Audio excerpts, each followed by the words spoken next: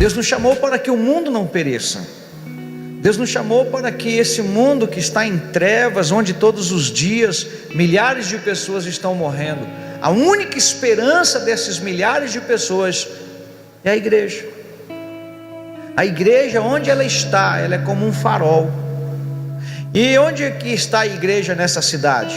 Aqui na João Rosa Góes 490? Não. A igreja de Jesus está onde tem um homem e uma mulher de Deus.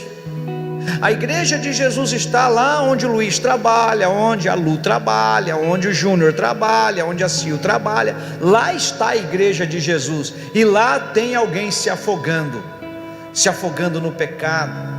A nossa vida fala mais alto, não o que nós falamos, mas o que nós fazemos. Quando eu olho para a Bíblia e eu vejo os textos, alguns deles são bastante contundentes. Ele diz aqui no capítulo Romanos capítulo 8, verso 28. Para quem anota, Romanos 8, 28 diz assim: sabemos que todas as coisas cooperam para o bem daqueles que amam a Deus, vírgula. Essa parte fala a respeito não só de coisas boas, porque muitas coisas acontecem com quem ama a Deus. Agora há pouquinho eu citei Sadraque, Mesaque e Abdenego, que servindo a Deus em um lugar idólatra, eles tiveram que mostrar, que provar para eles mesmos, para as pessoas que estavam à volta, quem de fato eles eram: cidadãos de Deus, cidadão do céu. Porque eles estavam ali, mas o seu espírito já andava com Deus. Porque quando você estuda o que eles dizem, o texto mostra que eles não tinham medo da morte. Tem problema nenhum, eu vou jogar vocês na fornalha, pode jogar. Quantos de nós nesse momento, não, eu vou dar só uma dobradinha. Deus sabe que não é de coração, mas a Bíblia diz que nós precisamos servir a Deus de corpo, alma e espírito. E aqui fala de momentos difíceis na vida do cristão. Na verdade mesmo, se você for olhar, a gente nem tem tantos momentos difíceis assim, depende do ponto de vista. Momento difícil tem aquele que todo dia tem que batalhar pela fé, sobreviver, levar chicotada, ver um parente morrer, nos lugares onde a perseguição ao cristianismo é intensa. Nós somos livres no Brasil para buscar a Deus. Aí o texto continua dizendo depois da vírgula: daqueles que são chamados segundo o seu propósito. Então Deus tem um propósito para nós.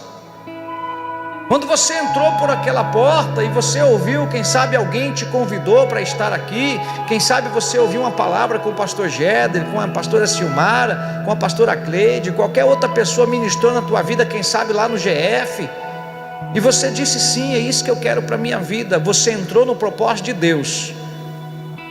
Porque Deus, Ele quando enviou Jesus, Jesus tinha uma missão, tinha um propósito. Jesus dizia sobre esse propósito: a minha comida é fazer a vontade do meu Pai. Eu faço o que o meu Pai faz.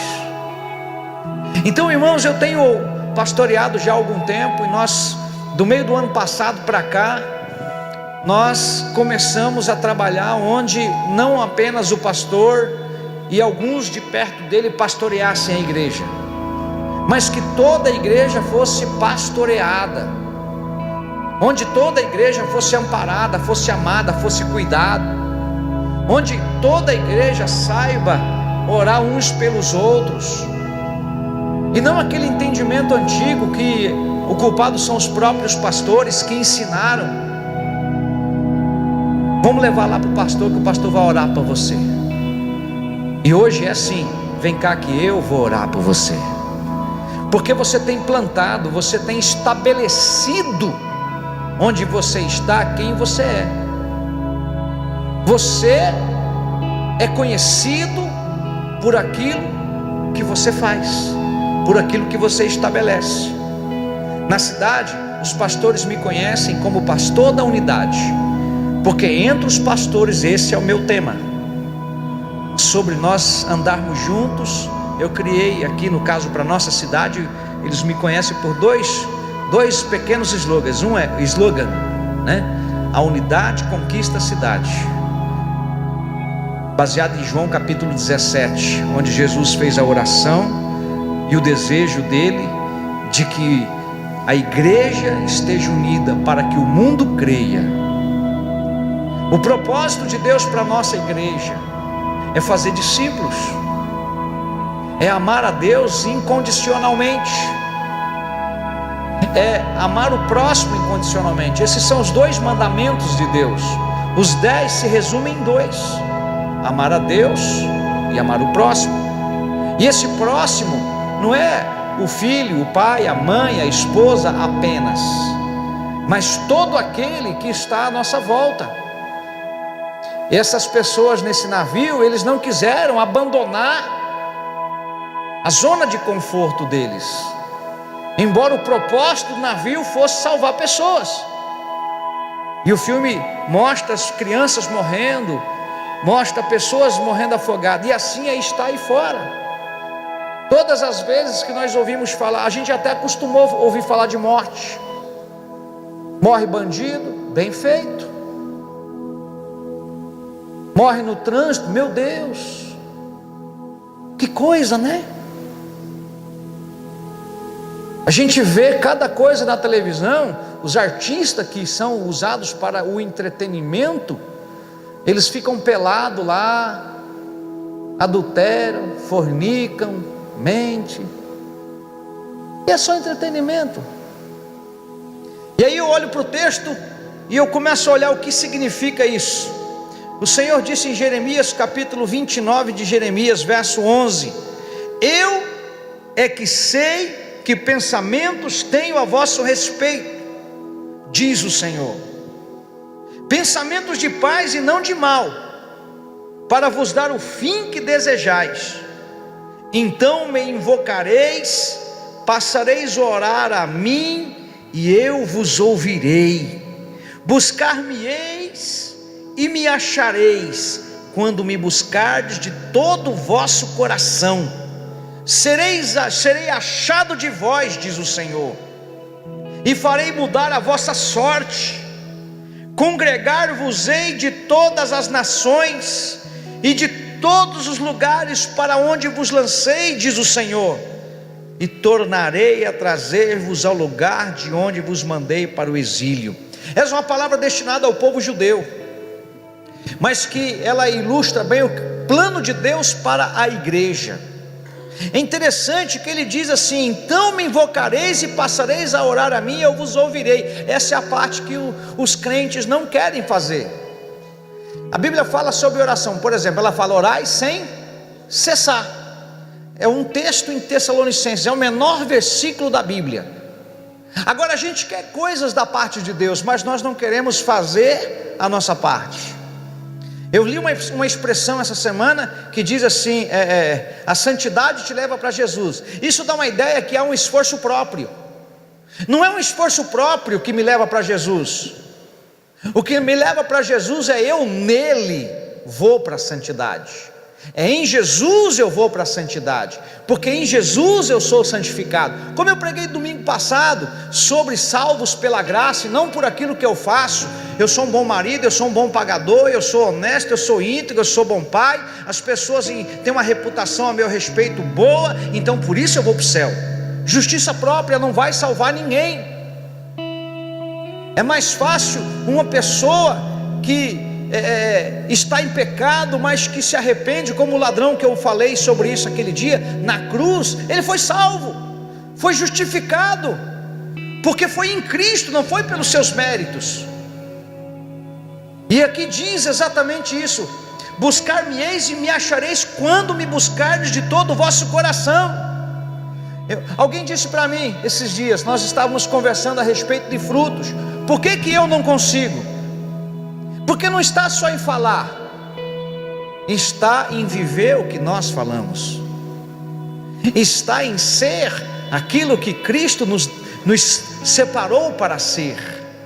A vida no Espírito, ela te leva a esse entendimento. À medida que você vai buscando, você vai entendendo. É como um grande quebra-cabeça. Quando você está lendo a Bíblia, você vai olhando e ele vai sendo montado. Você lê uma palavra hoje que se junta com a palavra que você leu mês passado, e vai formando o entendimento.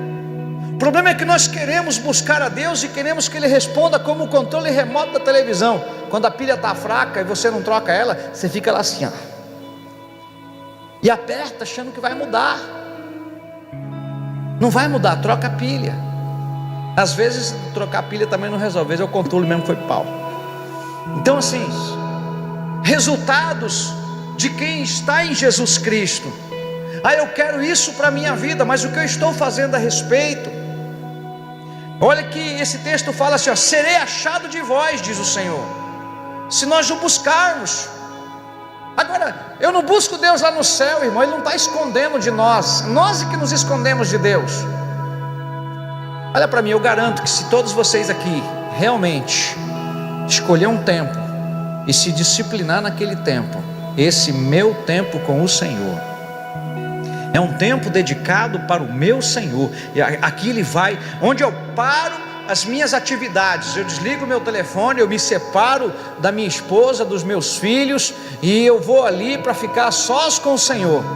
Ali Ele vai me dar o texto, ali Ele vai ministrar algumas coisas no meu coração, ali Ele vai tirar as minhas dúvidas, ali Ele vai me levar para os momentos a sós com Ele. Eu sou muito chorão e ultimamente eu tenho me sentido muito endurecido, parece que secou minhas lágrimas. E eu estava agora recente num culto, onde no meio de uma multidão eu falei, Deus, então por que eu estou me sentindo tão seco? O que está acontecendo comigo? Eu gosto de ser boca aberta, chorão, eu gosto daquele momento entre eu e você. O que está acontecendo comigo? Deus, ali sozinho, de olho fechado. De repente chega alguém no meu ouvido e começa a falar assim, você é o meu filhinho, e hoje eu estou retornando ao centro do teu coração. Deus estava dizendo para mim assim, você se apega com tanta coisa, faz tanta coisa, e você começa a planejar tanta coisa, e você acaba se distraindo. E é verdade, irmão, volta e meia eu preciso de um reajuste, porque tem dia que eu começo a atender aqui e não paro. Os meninos que às vezes estão aqui, eles vê se entra um e sai outro, entra um e sai outro, entra um e sai outro. Eu atendo até 6, 7, 8 da noite, e eu chego em casa esgotado. Isso não é vida para um cristão. Você e eu nos alimentamos na presença do Senhor, mas a maioria de nós, quando está cansado, o que é que faz? Sério mesmo, de boa, o que é que faz? Liga a TV, se larga lá em cima e vai tomar banho 11 horas, meia-noite. Como é que você quer que Deus te encha?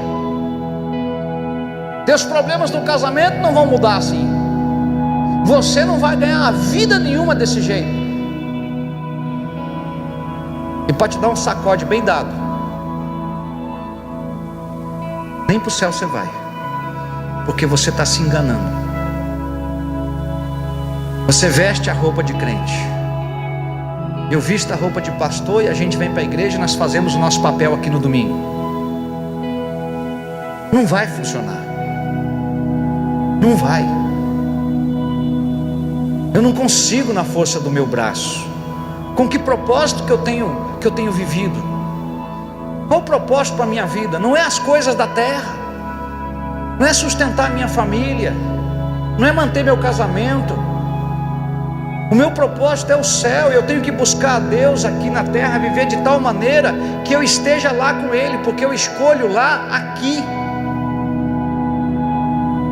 A Bíblia conta de 2 homens que tinham um propósito. No capítulo de Lucas, capítulo 18, verso 10. 2 homens subiram ao templo com o propósito de orar. Olha só, 2 homens subiram ao templo com o propósito de orar. Qual era o propósito dele? Orar, ué. Não é de Deus um negócio desse? 2. Continue lendo comigo. Um fariseu e o outro publicano. Para que você entenda, o fariseu é aquela pessoa que tinha o conhecimento da lei. Eles seriam evangélicos hoje, daqueles de uso e costume, inclusive cabelo comprido, o homem não pode usar barba, a mulher não pode cortar cabelo, as roupas têm que ser diferenciadas. E o outro era um publicano. Os publicanos eram os cobradores de impostos. E aqui os dois tinham um propósito: orar. O seu e o meu propósito precisa orar. Por que está escrito na Bíblia orar sem cessar, meu Deus do céu? Porque Deus está dizendo o seguinte: eu quero ter comunicação com você. E o que é orar se não é comunicar com Deus, Adriano? Eu quero que você fale comigo, eu quero falar com você, eu quero te mostrar. E à medida que eu conto para Deus nos mínimos detalhes, à medida que eu conto para Ele que eu estou triste, que eu estou alegre, que eu estou sonhando, que eu estou planejando, o Senhor vai preparando o caminho. O Senhor vai mostrando, Ele vai abrindo o caminho.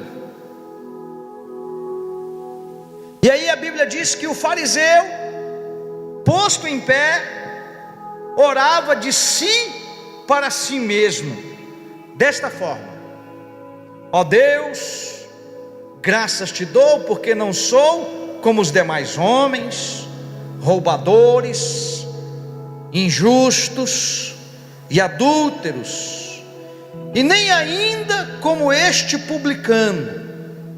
Jejuo 2 vezes por semana e dou dízimo de tudo quanto ganho. Quem de nós faz isso aqui? Jejua 2 vezes por semana. Quem aqui jejua 2 vezes por semana? Ele diz aqui assim, ó: não sou adúltero, não sou injusto, não sou como esses ladrões. Na verdade ele era um acusador, porque o publicano ele tinha como ladrão. Jejuo 2 vezes por semana e eu dou o dízimo de tudo quanto ganho. Aí vai o publicano. O publicano, estando em pé, longe, não ousava nem ainda levantar os olhos aos céus, mas batia no peito dizendo: ó Deus, sê propício a mim, pecador. Digo-vos que este desceu justificado para casa. Este quem? O publicano. E não aquele, porque todo o que se exalta será humilhado, mas o que se humilha será exaltado. Com base nesses dois homens, a gente procura ver um estereótipo que da igreja hoje. Para a igreja hoje, o fariseu é o tipo de pessoa que a gente olha e fala: aquele é crente. E o publicano, pecador, que admite suas falhas, que reconhece suas limitações, a gente olha para ele: você é um fracassado. A gente olha para um homem como aquele rico que foi conversar com Jesus, e mesmo seguindo todas as ordenanças dos 10 mandamentos, a Bíblia diz que ele não sentia que era salvo. O que eu preciso fazer para ser salvo? Ele disse. Ele perguntou para quem? Para Jesus. Querido, toda pergunta que você fizer para Jesus, Ele vai te dar uma resposta.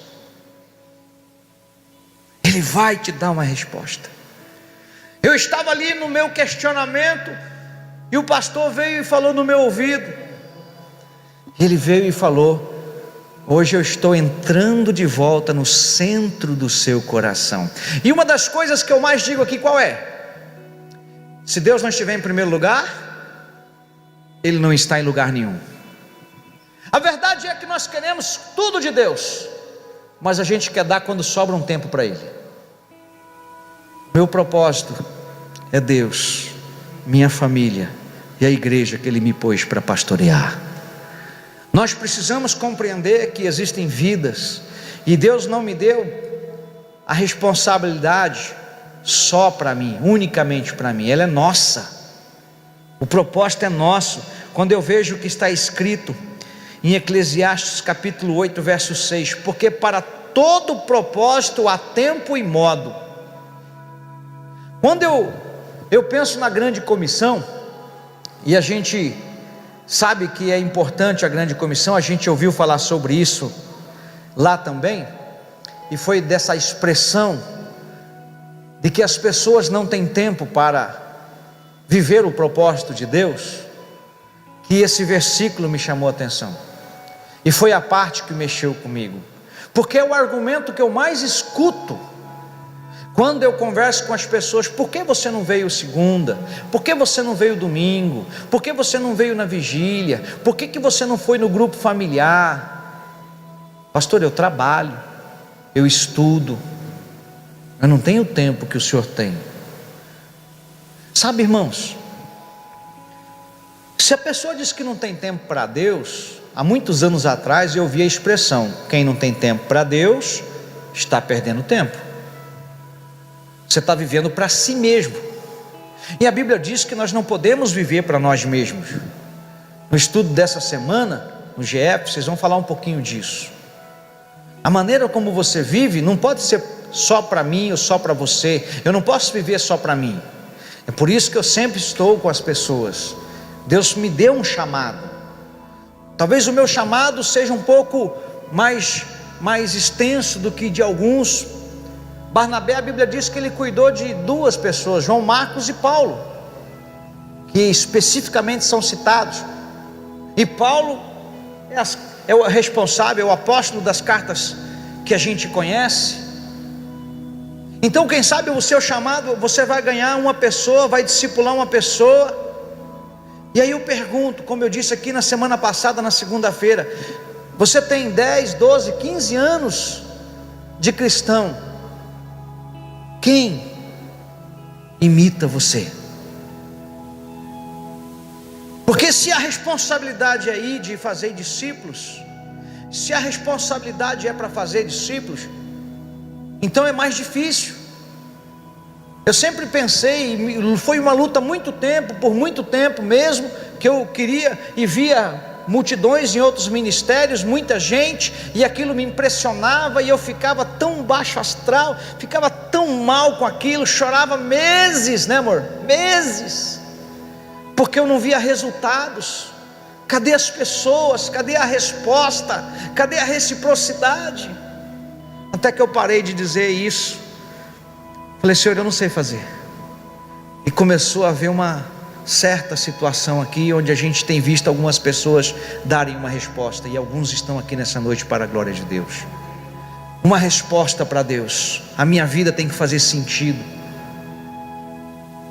A igreja que Deus colocou você, esse pequeno auditório, o grupo que se reúne neste lugar é a igreja. Nós temos várias casas espalhadas pela cidade, onde a igreja se reúne para salvar, como aquelas pessoas que estavam num grande mar, morrendo afogado. O seu lar, a sua vida, precisa exalar o perfume de Cristo, precisa ser uma luz em meio à escuridão. Tá, pastor, eu já entendi, mas eu não tenho tempo. Aí alguém, na hora da pregação, deu um exemplo, e eu fiquei: caramba, eu nunca pensei nisso. Por exemplo, uma prostituta entra por aquela porta, ela faz ponto ali na esquina, e de repente ela entra por aquela porta, e ela entra assim, alguém chega e convida ela, senta com ela ouve a palavra, na hora do apelo ela vem aqui para frente chorando. Algumas das irmãs aqui ora com ela, chora com ela, põe a mão na cabeça dela, e ela fala: eu quero Jesus. E aí na segunda ela está na oração, e na quarta ela foi para o GF de algum de vocês, e ela começa a frequentar e começa a participar. Passa um mês, você descobre que nos horários que ela não está no culto, nos horários que ela não está no GF, nos horários que ela não está na reunião de discípulos, ela está fazendo programa. Aí você pensa: não, mas peraí, está errado. Mas ela é novinha, na fé, então eu vou conversar com ela. Alguém teria dificuldade de contar para essa moça, para essa mulher, que ela precisa mudar de vida? Você recebeu Jesus como teu Senhor, Deus tem uma vida para você. O que você está fazendo é prostituir o seu corpo, mostrar para ela na Bíblia. Alguém teria dificuldade aqui? Quem teria dificuldade? Seriamente, levanta a mão. Todos admitem que ela precisaria mudar de vida? Sim ou não, irmãos? Sim, tem que mudar de vida. Mas numa outra situação, o mesmo traficante que vende droga para essa prostituta, ele passando aqui pela frente, ele para, entra, e acontece a mesma coisa que aconteceu com a prostituta. Ele recebe uma palavra de Deus do coração, ele se quebranta, ele vem aqui e se entrega, e aí ele começa a andar com o Jandir, e ele vai do GF do Jandir, e o Jandir ministrando a palavra e orando com ele, e vendo que ele está indo bem, E aí uma hora dessa o Jandir fala para ele sobre dízimo e oferta, ele vem aqui na igreja e entrega 10 mil reais de dízimo. Aí a gente pergunta: o que é que você faz? Então, eu sou traficante. Você teria dificuldade de dizer para ele: filho, você tem que mudar, não é isso que Deus tem para você, e tal, e tal, e tal. Todos admitem que ele tinha que mudar de profissão, sim ou não? Pois é, irmãos, com esse mesmo tipo de entendimento, por que no meio das suas atividades, começando por aqueles que estudam para concurso, que gostam de dizer que o GF atrapalha a vida deles, gente que toca aqui em cima acha que porque vai entrar em semana de prova tem que deixar de fazer, tem que deixar de fazer ensaio, tem que deixar de vir num culto de oração, numa vigília, porque está estudando. Por que você acha que você não pode mudar de vida? Para enquadrar um tempo para o teu Senhor. Só a prostituta tem que mudar de vida? Só o traficante tem que mudar de vida? Pois é, irmãos, nós fazemos a nossa parte e Deus faz a parte dele. A igreja se reuniu em grupos familiares. Olha o nome, numa época em que a família está sendo dilapidada, dilacerada, destruída. Os maridos estão imorais, pornográficos, as mulheres estão cada vez mais Jezabéis, os filhos estão cada vez mais rebeldes, morte atrás de morte, casamentos acabando, tudo por causa de orgulho e desobediência. O propósito de vida dessas pessoas, eles não têm.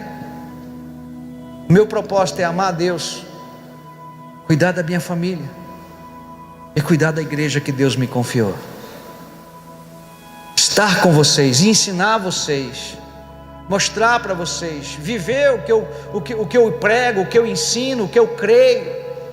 Propósito de vida. Tem uma multidão de pessoas nas quais cada um de vocês tem um grupo em sua volta, tem um grupo de pessoas em sua volta, seja um funcionário, seja um colega de trabalho, seja um amigo de escola, e eles estão indo para o inferno. E aí você e eu somos como aqueles que estavam lá na festa. Não, eu não vou sair daqui, arriscar minha vida para salvar alguém que escolheu estar no mundo. Muita gente está morrendo todo dia, são amigos nossos. Que o seu propósito de vida, querido, em primeiro lugar, porque está escrito em Mateus 6,33, você lembra disso? Buscai o Senhor e a sua justiça em primeiro lugar. Que o nosso propósito seja esse. Não esteja ocupado demais para estar com o Senhor, não esteja ocupado demais para ser um discípulo, para gerar um discípulo, não esteja ocupado demais. Estava ouvindo a palavra que o Pedro trouxe aqui na vigília, quase perto da meia-noite. Ainda quero ouvir a da Nath, que foi sobre o primeiro amor, repercutiu. Isso é o mínimo que a gente pode fazer. Não são os pregadores que aparecem, irmãos, é a palavra. A palavra. Desde que a Nath entrou na igreja, a Nath não falta culto de oração. Ela sai do serviço, ela vem com chuva, ela casou e continua vindo. Por um bom tempo eu acredito que o Mohamed foi na sombra dela, mas hoje eu acho que é ele que puxa ela. Não foi assim, Mohamed? Porque ela sempre foi firme, uma mulher firme, e ele entendeu, se tornou um discípulo fiel. Eu não consigo mais me imaginar sem o Mohamed aqui dentro. Ele assumiu como ministério, se investiu. Tinha condição de comprar iPad? Foi lá, porque tem uma mesa, não, agora eu quero. Você acredita no seu ministério? Não, mas eu não tenho ministério, pastor. Tem sim, um GF, já está definido. Se abrir um GF, ou alguém vai lá para te ajudar. Uma das coisas que as pessoas alegam para mim é timidez. Irmãos, todos nós conversamos com pessoas, relacionamos com pessoas, e o GF não é um ponto de pregação. Um GF é um lugar de compartilhamento da palavra, onde todos podem falar. Eu tenho visto o Jean e a Tati estão lá com o Júnior e a Francisca. É um lugar onde eles vão, eles estão sendo amparados. Daqui a pouco o Júnior já tem lá na casa dele, porque tem um monte de gente que não vai na casa do Jean, mas vai na sua casa, Júnior. Gente que confia em vocês, que viram, aconteceu algo em vocês, a família está diferente, vocês estão mais lindos, vocês estão sendo abençoados. O que está acontecendo? E o Júnior e a Francisca: Jesus, Jesus. Quem está me entendendo, irmãos? As pessoas estão aí fora morrendo, e elas precisam de nós. É nossa responsabilidade impedir as pessoas de ir para o inferno. Alguns ficam buscando argumentos e colocando obstáculos. Se Deus não fizer isso, eu não vou fazer isso. Se Deus fizer isso, eu vou fazer aquilo. Meu irmão, tudo que Deus tinha para provar, Ele já provou. Tudo que Deus tinha que fazer por cada um de nós, Ele já fez. As demais coisas estão dentro de nós. É crer, crer. As pessoas se distanciam da congregação, ficam distantes. Deus não quer você distante de uma congregação, porque Ele diz que nós não somos daquele que deixamos de congregar. Isso está lá em Hebreus. Mas eu também não acredito que tem gente que vem aqui. Vamos supor que nós tivéssemos aqui culto de domingo a domingo, como alguns lugares têm. Mas a pessoa, tudo que ela tem de Deus é quando ela vem aqui. E Deus quer com você lá na sua casa, lá no seu lar, amém? Viver com propósito. Eu quero um texto para você que está em Isaías capítulo 26, verso 3. Tu, Senhor, conservarás em perfeita paz aquele cujo propósito é firme, porque ele confia em ti. Seu propósito é firme? É, pastor. Com chuva, com sol, com frio, com calor, eu vou buscar a Deus. A incredulidade tem vindo muito forte no coração das pessoas, cumprindo uma palavra que está em Timóteo: a apostasia dos últimos dias. Não tem problema ter problema quando é igreja. O problema é se conformar com o problema, fingir que não tem problema e não se expor. Transparência. Outro dia, aconselhando alguém que está com um conflito no casamento, estava falando com esta pessoa, eu falei: sabe por que está assim? Porque você tem coisas escondidas na sua vida. E enquanto você não resolver abrir, vai continuar indo de mal a pior. E essa pessoa falou para mim: então tem que abrir mesmo? Então eu vou abrir. Meu irmão do céu, quase que eu falei: para. Irmãos, o pecado escondido, a Bíblia diz: aquele que confessa e deixa alcança a misericórdia, mas aquele que esconde nunca prosperará. Vai casar com 10 mulheres diferentes, vai sempre acabar, e pode acabar em morte. Começa um trabalho e não termina, não prospera. Vive sendo roubado, vive sendo saqueado, vive sendo enganado. Coisas escondidas. Nunca rompe, nunca prospera. Mente para si mesmo, mente para o marido, mente para a esposa, mente para o pai e a mãe. Estava dizendo outro dia, eu quero repetir essa noite: não pode contar para a esposa, não pode contar para o esposo, não pode contar para o pai e a mãe, não pode contar para o pastor. É capeta na certa. Não tenha dúvida, é diabo trabalhando na sua cabeça. Lembra de Ananias e Safira que eu disse aqui ontem? Ananias, por que você deixou Satanás entrar no teu coração? Por quê? Porque Ananias e Safira serviam a Deus, irmãos. Como é que eles deixaram? Adão e Eva estavam com Deus no paraíso. Isso significa que nós temos que orar e vigiar. Orar e vigiar. Se Davi caiu, Adão e Eva caíram com Deus no paraíso, eram os únicos dois que tinha. E Deus não escondeu isso da Bíblia, está lá para nós não cometermos os mesmos erros, amados. É por isso que é importante que você compreenda a palavra de ontem sobre a honra a Deus, a honra ao que eu te ensino aqui, a honra a esta palavra, a obediência a esta palavra, a submissão à palavra de Deus. Eu vou prestar conta do que eu estou ensinando. Se eu ensinar heresia aqui, eu vou enganar alguns que acreditam em mim, não consultam a Bíblia. Eu só não vou conseguir enganar aqueles que, quando ouvirem a palavra, eles vão falar: mas espera aí, pastor Jada, não é isso que a Bíblia diz. Veja aqui. Graças a Deus eu procuro não ensinar heresia. Se, como já no passado já aconteceu, eu acreditava que eram as campanhas. Na verdade, campanha funciona, irmãos, 365 dias por ano, todos os dias na presença de Deus, não apenas sexta-feira. Na sexta-feira 13 eu vou quebrar a maldição, vou entregar aqui o cimento da casa própria. Esses dias eu vi isso, a igreja evangélica, o pastor Geraldo ensina sobre isso. Ela compra cimento da casa própria, ela compra vassoura para varrer pecado, ela compra shampoo para lavar o corpo dos pecados. As pessoas acham que é isso que salva. O que salva é conhecer a verdade. Lembra de João 8,32? E conhecereis a verdade vos libertará. E eu fico triste porque infelizmente muitos dos que andam comigo não conhecem a verdade. Eu não tenho ânimo para buscar Deus, é porque você não teve uma revelação de Jesus. Precisamos de uma revelação de Jesus. Quanto mais você conhece Jesus, mais você o quer. Mais você o quer. Eu escutei o Pedro falando uma conversa aqui da pregação dele. Que você anele pela presença do Senhor, que você fique pensando nele. Como é que Deus vai te dar resposta se você não busca? Como é que Deus vai te dar resposta se você não conhece essa verdade que liberta? Como é que você vai ser batizado do Espírito Santo se você não busca? Como é que você vai prosperar? Buscar-me-eis e me achareis quando me buscar de todo o vosso coração. Como que eu vou prosperar se eu não confesso?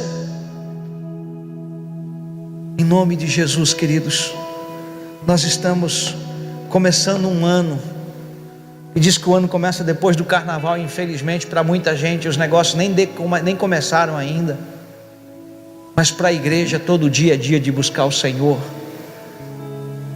Quarta-feira você vai para o GF, deixa Deus te usar, ore pelo seu GF, ore pelas pessoas, mantenha contato, WhatsApp, mensagem, telefonema, vivo para vivo, claro, tim para tim, sabe, pastoreia a igreja. Domingo tem várias pessoas aqui na igreja. Estava dizendo outro dia, as pessoas terminam a reunião, eles saem correndo, não conversam com as pessoas. Nós que somos os antigos, com 10 anos, com 9 anos, com 8 anos, 7 anos, querido, os discípulos tinham 3 anos, eles andaram com Jesus, eles revolucionaram o mundo da época. Então eu concluo que quem tem 3 anos de cristão já é para estar amadurecido. Talvez você não tenha o potencial de falar para a multidão. Isso não é problema, você tem tanto valor quanto aquele que tem o potencial de falar para a multidão. Às vezes as pessoas estão com o coração tão endurecido e tão ocupados demais que não podem ir para um GF, não podem participar de uma reunião de oração.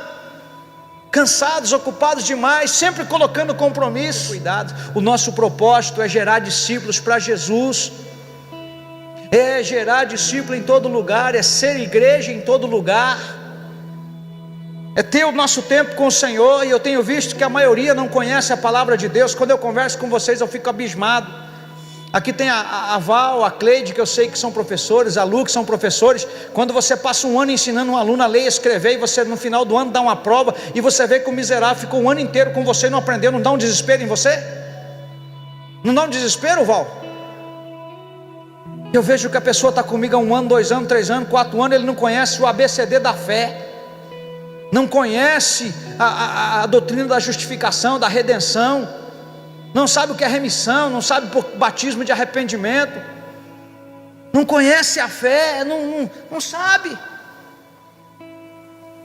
Ainda assim a gente tem tido um sucesso, um certo êxito aqui, que o nosso pessoal não é de ficar visitando lugar. Tem gente que vai de igreja em igreja buscando Deus, enquanto que Deus está lá no quarto deles, Deus está dentro deles.